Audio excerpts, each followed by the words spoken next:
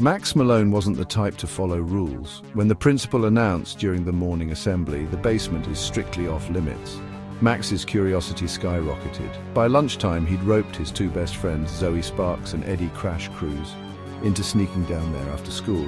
Eddie, as Eddie Crash Cruz. What do you think is down there? Zoe, as Zoe Sparks.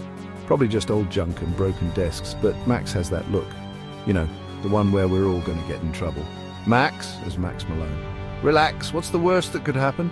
When the final bell rang, they slipped past the janitor, Mr. Grizzle, and found the basement door unlocked. The stairs creaked as they descended into the dimly lit space. Cobwebs draped the corners and the smell of dust filled the air. At the far end of the room, they spotted a glowing archway pulsing with blue and purple light. Eddie, as Eddie Crash Cruz. What the heck is that? Zoe, as Zoe Sparks, recording with her phone. Looks like some kind of portal. Max, as Max Malone. Only one way to find out. Before his friends could stop him, he touched the portal and was sucked through with a flash of light. Zoe and Eddie Max. Zoe and Eddie screamed, then dove in after him.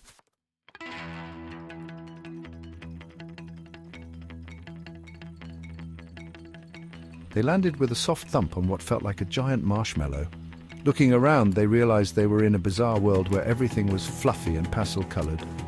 Zoe, as Zoe Sparks. Where are we? Eddie, as Eddie Crash Cruz. Looks like Candyland on steroids. Whoa, it's squishy!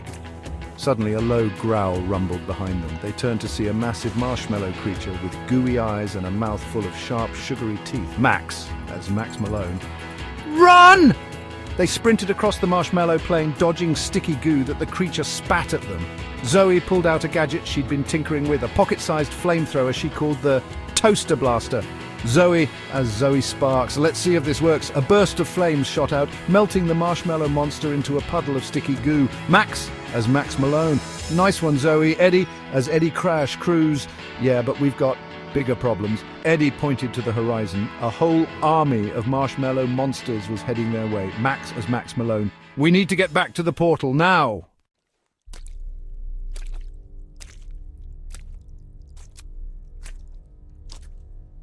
They managed to outrun the marshmallow monsters and dove back through the portal just in time.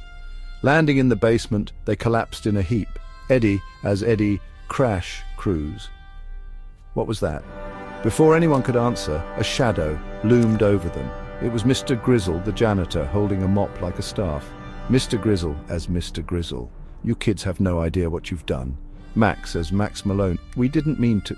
Mr. Grizzle, as Mr. Grizzle. That portal is dangerous. It leads to parallel dimensions, and if you leave it open too long, creatures from those dimensions can break through into our world. Zoe, as Zoe Sparks. You knew about this, Mr. Grizzle, as Mr. Grizzle. Of course I did. My job is to keep it under control, but now that you've found it, you're going to help me. Eddie, as Eddie Crash Cruz. Help you, Mr. Grizzle, as Mr. Grizzle.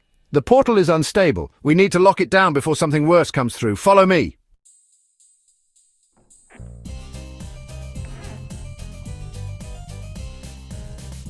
Mr. Grizzle led them to a hidden room in the basement filled with strange gadgets, maps, and ancient books. On the wall was a large map with dozens of glowing dots. These are all the portals connected to our school, but one of them is more dangerous than the others. It leads to the shadow dimension, and if the creatures there escape, it's game over. How do we stop it? We need to find the shadow key. It's hidden in one of the dimensions. You three will have to go in and retrieve it. Wait, why us? Because the portal chose you, and now you're tied to it. Great. Guess we're officially portal hunters now.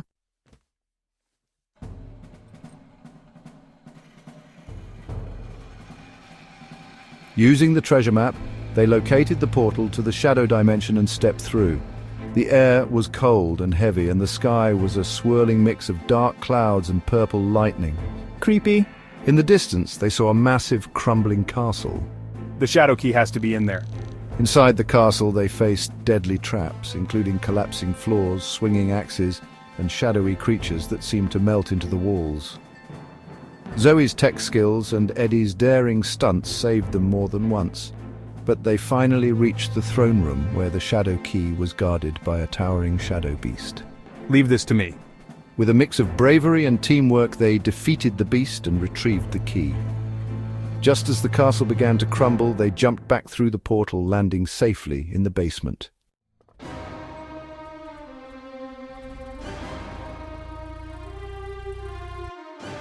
And with the shadow key in hand, Mr. Grizzle sealed the dangerous portal, but the map on the wall showed dozens of other glowing dots. This was just the beginning. There are more keys to find and more dangers to face. Sounds like fun. Fun? You're crazy. Maybe, but we're in this together. As the three friends exchanged smiles, the portal hummed softly behind them, ready for their next adventure.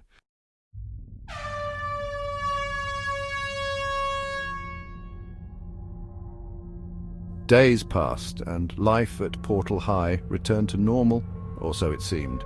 But late one night, in the janitor's hidden room, one of the glowing dots on the map began to flicker. Suddenly, the portal in the basement opened on its own, and a creature stepped through. It was small and scaly, with glowing red eyes and sharp claws. It sniffed the air, then slinked away into the shadows of the school. The next morning, Max, Zoe, and Eddie met in the cafeteria. I feel like we should be doing something. Like what? We locked the portal? Yeah, but what if something got through before we sealed it? I mean, what if something's still out there? Just then, a piercing scream echoed down the hall. Let's go. They ran toward the noise and found a trail of claw marks leading to the library. Inside, books were scattered everywhere, and a terrified librarian pointed toward the back room. Librarian. It went that way. They followed the trail and found the creature hiding behind a bookshelf, growling softly. It's kinda cute. Cute? It's got fangs. The creature lunged at them, but Max held up the glowing sword. The creature stopped, its eyes wide with fear. I think it recognizes the sword. Maybe we can tame it. Tame it? You're nuts. We need to, or it'll cause chaos. With cautious movements, Max approached the creature and held out his hand. To everyone's surprise, it nuzzled his palm. See, it's not so bad. Great. Now we have a pet monster. Let's call it Shadow.